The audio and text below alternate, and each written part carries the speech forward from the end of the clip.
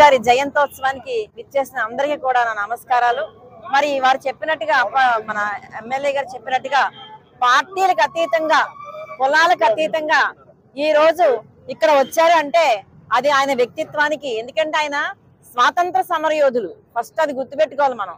ఆ రోజు స్వాతంత్ర సమరయోధులకి జాతి ఉండేది కాదు, కులం ఉండేది కాదు, మతం ఉండేది కాదు, కేవలం దేశభక్తి ఒక్కటే. అందుకే ఈ రోజు అన్ని పార్టీల వారు వచ్చి వారికి ఇక్కడ జోహార్ అని చెప్పడం జరుగుతుంది. వారిని ఆదర్శంగా తీసుకుని ఒక పరిణతి కలిగిన రాజకీయాలు చేయాలి. ఆయన స్వాతంత్ర సమరయోధులు అయినప్పటికీ తర్వాత కాలంలో రాజకీయ వచ్చి ఎంతో మందికి సేవ చేశారు.